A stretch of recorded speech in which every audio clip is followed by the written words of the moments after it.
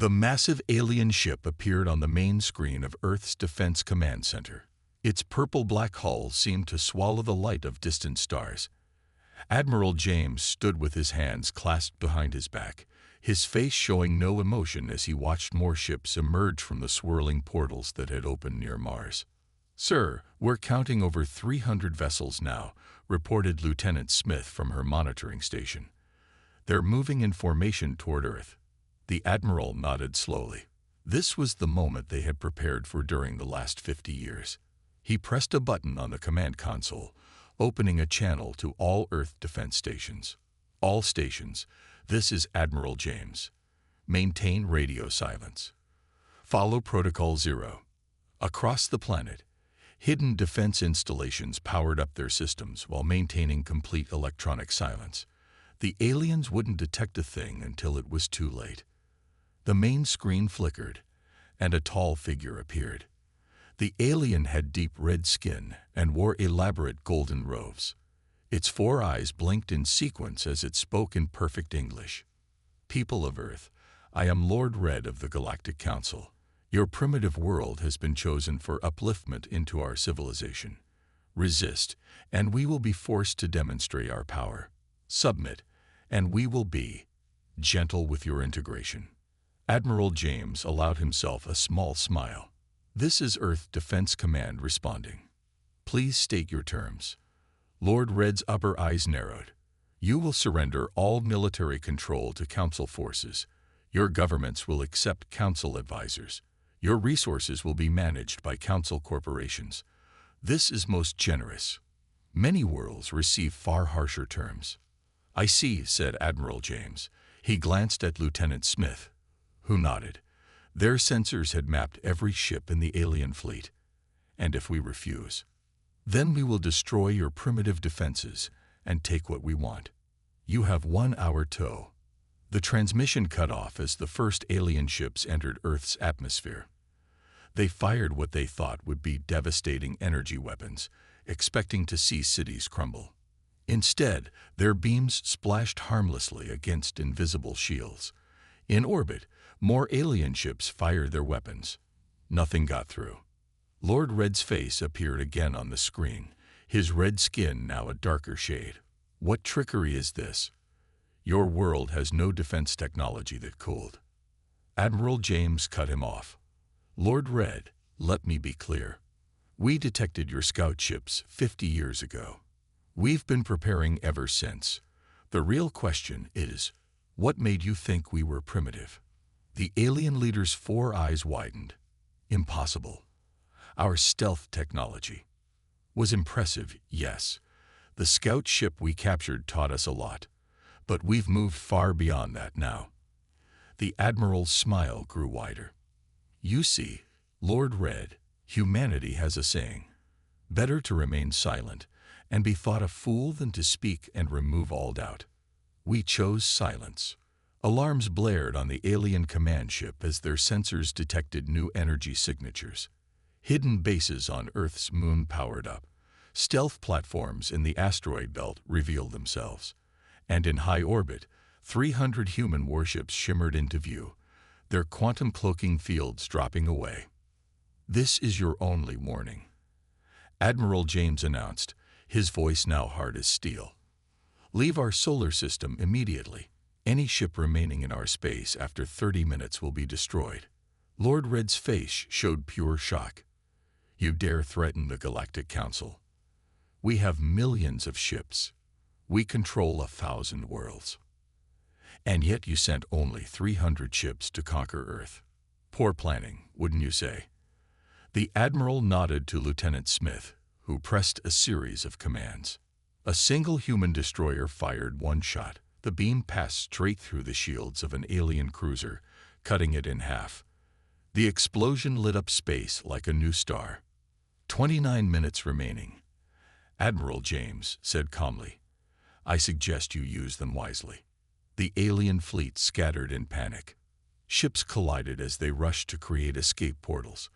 Lord Red's transmission cut off mid-scream. In the Defense Command Center, Lieutenant Smith looked up from her station. "Sir, 60% of the alien fleet has retreated. The rest appear to be having engine troubles after their rushed portal creation. Admiral James nodded. Launch rescue ships for any survivors, and send word to the President. Tell her it's time for Phase 2. The real war was just beginning. Soon, the Galactic Council would learn exactly how dangerous it was to threaten humanity. 50 years earlier, Dr. Alice Thompson stood in a hidden underground lab, staring at the twisted metal heap before her. The crashed alien scout ship had been transported here in complete secrecy, piece by piece, under the cover of darkness. Play the signal again, she told her assistant, Robert. The lab's speakers crackled to life, repeating the alien transmission they had intercepted 3 months ago. The message was clear. Earth was being watched, studied, evaluated. They think we're blind and deaf to their presence, Dr. Thompson said, running her hand along the scout ship's hull. That's going to be their biggest mistake. The world's governments had united in secret after detecting the alien signals. While the public lived their normal lives, underground facilities like this one worked day and night to prepare Earth for what was coming. Robert checked his tablet. The analysis shows their metal is unlike anything we've seen. It's at least 100 years ahead of our technology. Dr. Thompson smiled. 100 years ahead. Maybe by their standards. But they don't understand how humans work. She pointed to a damaged section of the hull. Look here, they're still using basic particle shielding. They stopped innovating, got comfortable. Over the next 5 years, Dr. Thompson's team made breakthrough after breakthrough. They didn't just copy the alien technology, they improved it. Where the aliens used particle shields, humans developed quantum field protection. Where the aliens used light-speed communications, humans mastered instant quantum entanglement. 10 years after the scout ship crashed, the first human quantum shield generator was tested in the Nevada desert. Begin the test, Dr. Thompson ordered. She stood in the control bunker with Admiral James, who was a young colonel back then. The shield shimmed into existence, invisible except for a slight distortion in the air. A battery of weapons fired at it. Bullets, missiles, energy beams. Nothing got through. Impressive, said the colonel. But will it stop their weapons? Dr. Thompson pointed to the next test. A captured alien energy weapon fired at the shield. The beam splashed harmlessly against it. The real question, she said, is will their shields stop our weapons? The answer came when they fired Earth's new quantum beam. It passed through the alien shield they'd rebuilt as if it wasn't even there. 20 years after the crash, Earth had a fleet of advanced ships hidden in underground bases and asteroid facilities. Each vessel carried technology that had evolved far beyond the original alien designs. We're ready, Dr. Thompson told the World Defense Council. She stood in a secret chamber deep beneath the United Nations building. Our shields are impenetrable to their weapons. Our beams ignore their defenses. And thanks to the quantum cloaking fields, they have no idea any of this exists. One of the council members leaned forward. And you're certain they'll come. They've been sending scout ships every few years. Admiral James answered. Always with better stealth technology, always watching us build primitive rockets and satellites. The trap is set. Their own arrogance is our best weapon, Dr. Thompson added. They see what they expect to see. A young species just reaching for the stars. They don't realize we've been reaching much further, much faster, in secret. Now, 30 years later, Dr. Thompson watched on her lab screen as the alien invasion fleet retreated in panic. Decades of preparation had paid off in just a few minutes of combat. Her phone buzzed. A message from Admiral James. Phase 2 is starting. Is the tracking system ready? She looked at the quantum tracking device her team had developed. It could follow the alien ship's portal signatures anywhere in the galaxy. No matter where they ran, Earth would find them. Ready and waiting. She texted back. Time to show them what else we've learned. In the lab's corner sat another device, something even the Admiral didn't know about yet. Something that would change the balance of power in the galaxy forever. Dr. Thompson smiled as she began powering it up. The aliens had come to uplift humanity. Instead, they were about to learn just how far humanity had already risen. Commander Mike stood on the bridge of the Earth battleship Thunder, watching the holographic display as it tracked the retreating alien vessels. His crew worked quietly at their stations, each trained for years for this exact moment. "Status report," he ordered, his voice calm despite the excitement running through the ship. "Sir, we've tracked 3 major groups of enemy ships," reported Officer Lisa from Tactical. "The largest group is heading toward the Centauri sector. 2 smaller groups are moving toward Orion and Carina." Mike nodded. The aliens were running exactly where Earth wanted them to go. "Send the coordinates to all fleet captains. Prepare for quantum jump." The Thunder's engines hummed as they powered up. Around it, 50 other Earth ships formed up in attack formation. These weren't the defensive vessels that had surprised the invasion fleet.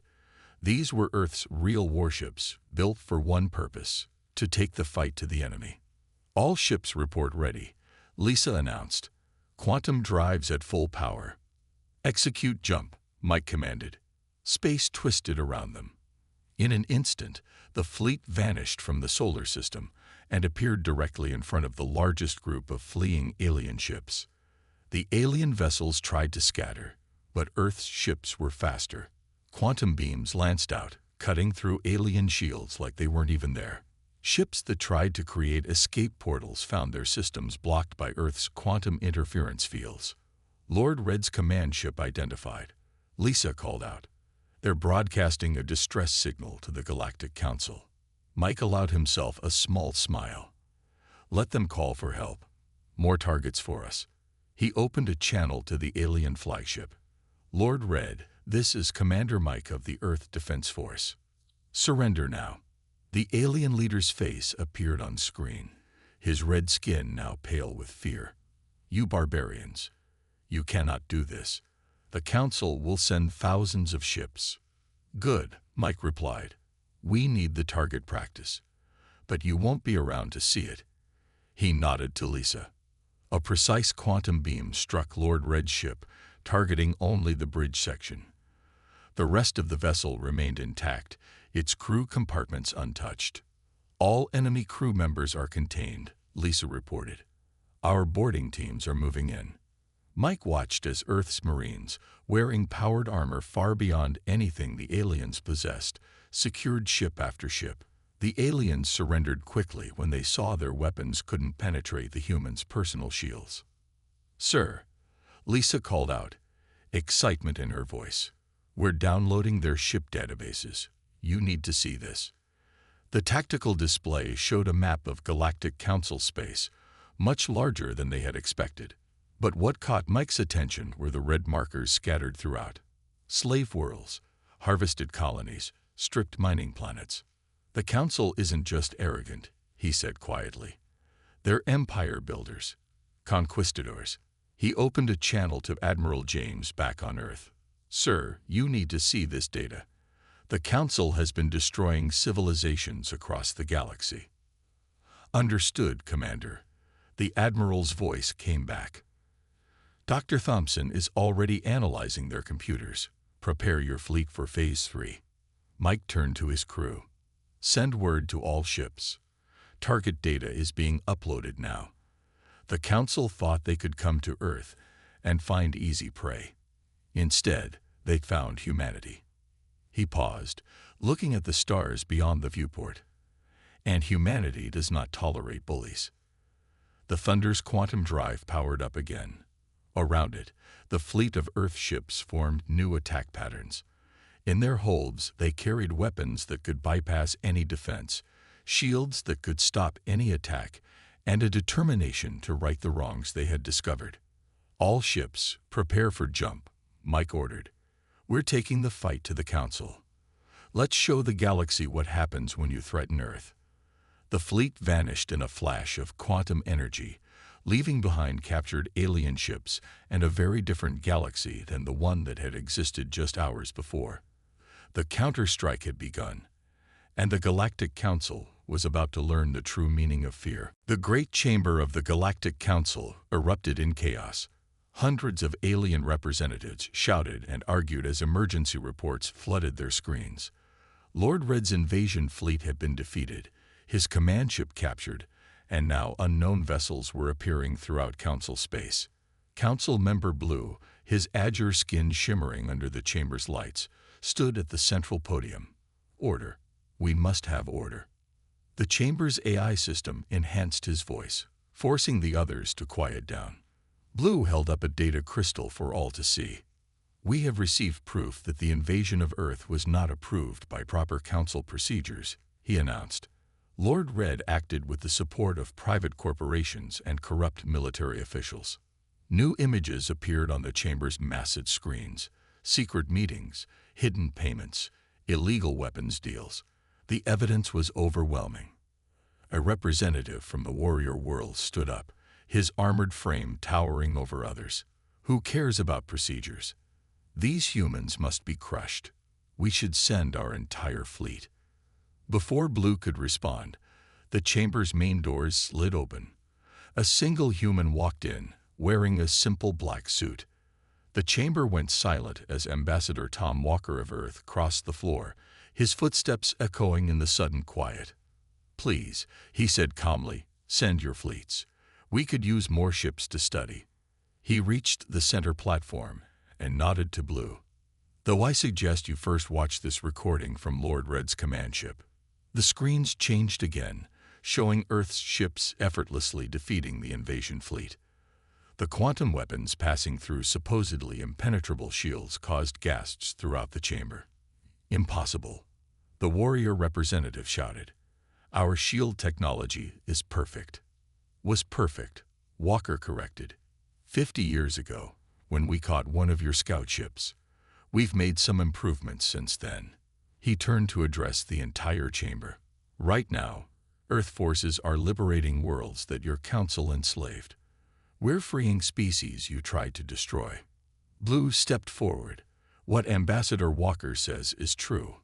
I have evidence of 15 cases where council members ordered the destruction of developing civilizations to steal their resources." The chamber erupted again, but this time in fear rather than anger.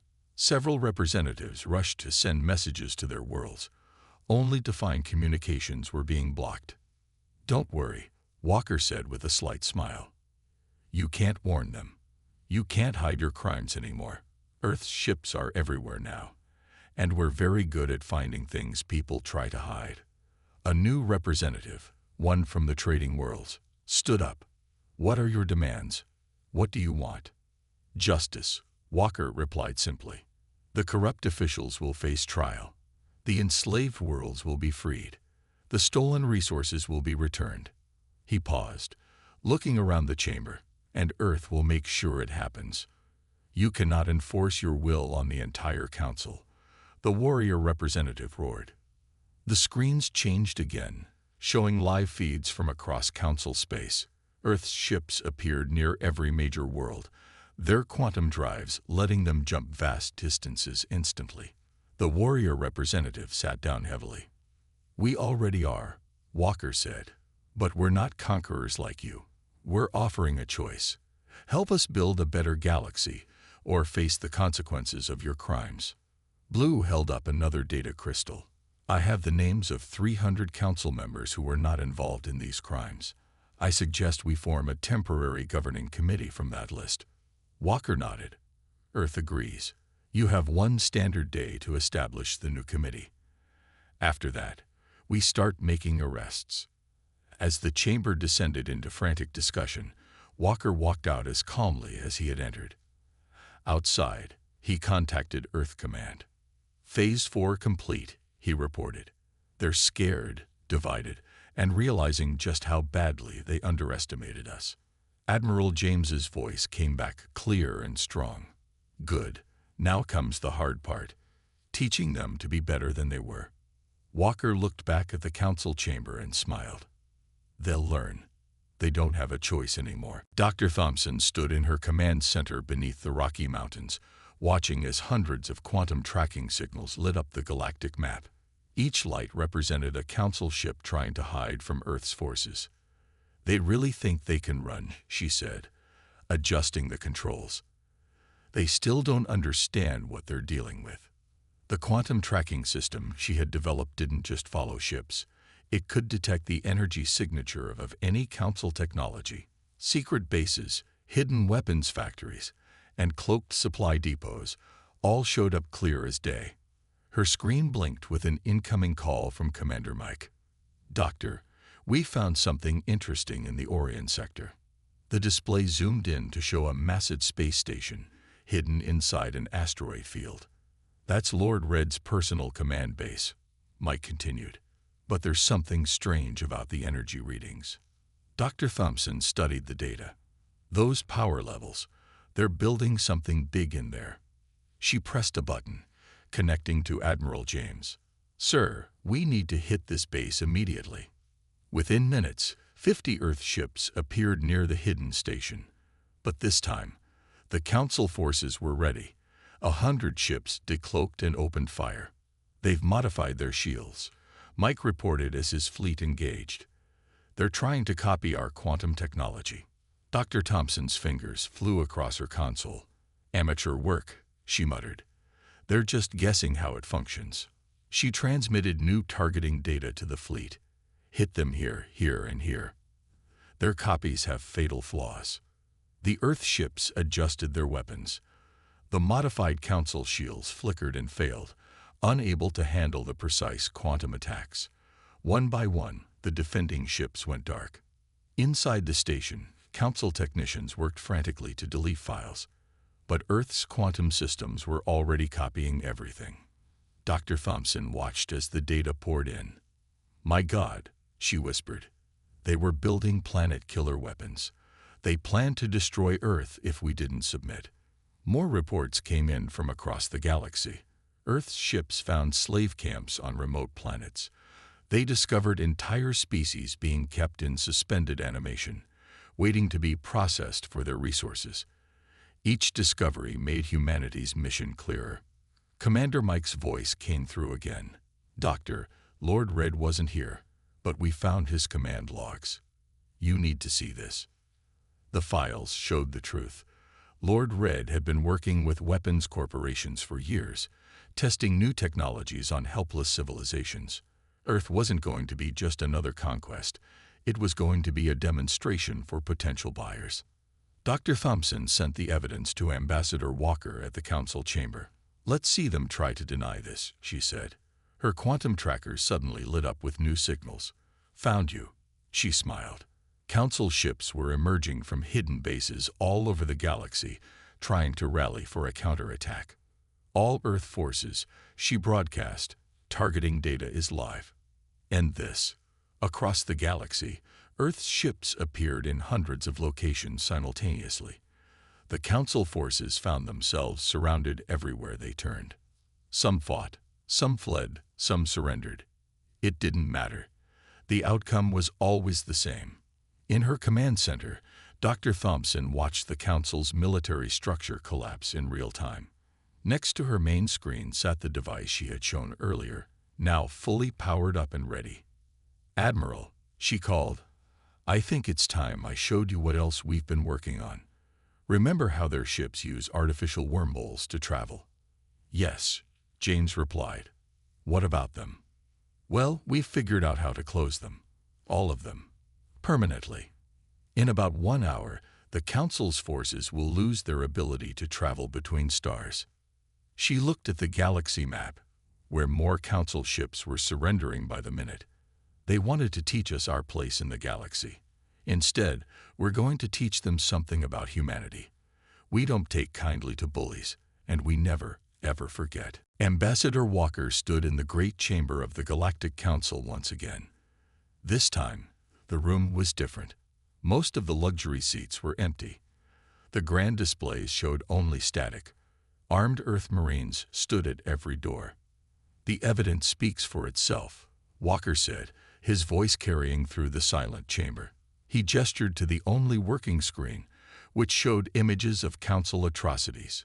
300 worlds destroyed, 12 species extinct, millions enslaved. The remaining Council members, those not yet arrested, sat in shocked silence. Council Member Blue stepped forward, his blue skin pale with shame. "We didn't know," he said quietly. "Many of us truly didn't know." "We believe you," Walker replied. "That's why you're still here. But ignorance doesn't remove responsibility. The Council failed in its duty to protect and guide." The chamber doors opened. Admiral James walked in, followed by Commander Mike and Dr. Thompson. Behind them came representatives from dozens of worlds, species that had suffered under Council rule. A tall figure with crystalline skin spoke first. "I am the last of the Crystal Singers. The Council destroyed my world to mine our living crystals." Its voice rang like chimes. "We demand justice." More representatives stepped forward, each telling their story.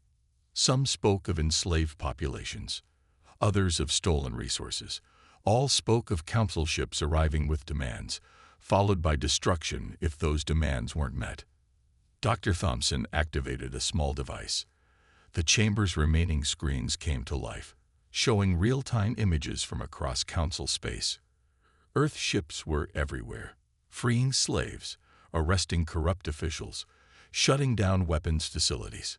"Your empire is over," Admiral James announced. "Every hidden base has been found, every secret fleet captured, every escape route closed." Commander Mike stepped forward. "Lord Red has been captured. We found him hiding in a luxury bunker, surrounded by stolen treasures. He's already confessed to everything." Walker raised his hand, and the chamber fell silent again. "Earth offers these terms. They are not negotiable." The screens changed to show a list. 1. All Council military forces will surrender immediately. 2. All enslaved populations will be freed and help to rebuild. 3. All stolen resources will be returned or compensated. 4. All those responsible for crimes will face trial. 5. A new galactic alliance will replace the Council, with all species having equal voice. "This is impossible," one Council member shouted. "The economy will collapse. The power structure will change." Walker cut in. "Yes, that's the point." Dr. Thompson stepped forward. "We've already shut down your wormhole network. Your ships can't travel between systems anymore. Only Earth vessels can. So you can either work with us to build something better, or you can watch your world slowly die in isolation." A new voice spoke up, a small reptilian being that had been silent until now. "My people were considered too primitive to join the Council. We were going to be uplifted next year." It looked at Walker. "We support Earth's terms." One by one, representatives from formerly oppressed species stood up. Each voiced support for Earth's plan. The remaining Council members looked around, seeing their old power structure crumbling before their eyes. Council Member Blue stood. "I move to accept Earth's terms without reservation." The vote was quick, unanimous. There was no real choice. Walker nodded to Admiral James. "Begin Phase 6. Start with medical aid to the worst-hit worlds. Then food distribution. Then reconstruction." As Earth forces across the galaxy shifted from combat to humanitarian missions, Walker looked at the fallen Council members. "You wanted to teach us about galactic civilization," he said quietly. "Instead, we're going to teach you about justice, compassion, and the true meaning of humanity." The new era was beginning, and this time, it would be built on better foundations. 1 year after the Council's fall, the galaxy had changed beyond recognition. The massive Council chamber, once a place of corruption and secret deals, now housed the Galactic Defense Alliance. Representatives from every species, both advanced and developing, sat together as equals. Admiral James stood at the observation window of Earth's new station, watching ships come and go through the quantum transit lanes Dr. Thompson had created to replace the old wormhole network. Each vessel now needed Earth's permission to use faster-than-light travel. "Status report," he said to his aide. "The rebuilding is ahead of schedule, sir. 90% of enslaved populations have been returned to their homeworlds. Earth's medical ships have cured most of the diseases the Council deliberately spread. And the crystal singers, well, you should see for yourself. The main screen showed a restored crystal world, its surface gleaming with new growth. The surviving crystal singers had used Earth's help to revive their nearly extinct species. Their singing could be heard again across their restored cities. Commander Mike's ship, the Thunder, appeared through a quantum lane. It had just returned from overseeing the trial of Lord Red and his conspirators. The verdicts are in, Mike reported as he entered the observation room. Lord Red and 32 other council leaders were found guilty of crimes against sapient beings. They'll spend the rest of their lives helping rebuild the worlds they destroyed. Dr. Thompson arrived next, carrying new data tablets. The technology sharing program is working better than expected. We're teaching responsible species how to use quantum fields for medicine and construction. But the weapons technology stays with Earth. And the former council races? James asked. Learning their lesson, Thompson replied. Amazing how humble they became after we proved their superior technology was centuries behind ours. Several have actually started contributing useful ideas to the rebuilding effort. Ambassador Walker joined them, looking tired but satisfied. The new Alliance Constitution is finished. Every species gets an equal vote. No more primitive classifications. No more forced uplifting. Each civilization develops at its own pace, with peaceful guidance if they request it. The observation room's window showed Earth in the distance, still beautiful, still protected. But now it was no longer hiding. Earth's ships openly patrolled the galaxy, keeping the peace, helping those in need, and reminding everyone that humans were not to be underestimated. There's a poetry to it, Walker said, looking at the former council worlds. They came to uplift us, to civilize the primitives. Instead, we ended up teaching them the most important lessons. Like what? Asked a young officer who had just joined the observation team. James smiled. That true civilization isn't about fancy technology or powerful weapons. It's about justice, compassion, helping others stand on their own feet. And Thompson added that you should never, ever judge a species by its apparent level of development. The quiet ones might just be waiting, watching, and preparing to surprise you. The main screen showed images from across the galaxy. Former slave species rebuilding their worlds, new quantum hospitals healing the sick, Earth ships protecting trade routes, and council criminals working to restore damaged planets. The galaxy's a better place now, Mike said. More fair, more just, more human. Walker nodded. That was their biggest mistake, you know. They thought being human meant being primitive. They never understood that humanity's greatest strength isn't our technology or our weapons. What is it? The young officer asked. Our ability to learn, to adapt, to improve. And most importantly, our unwillingness to accept injustice. When we saw what they were doing to other species, we couldn't just stand by. Admiral James looked at the stars beyond the window. Somewhere out there, other civilizations were reaching for the stars, developing their own paths.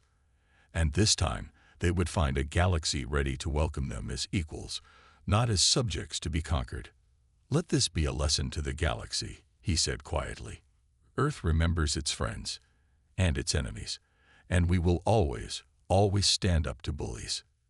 The end.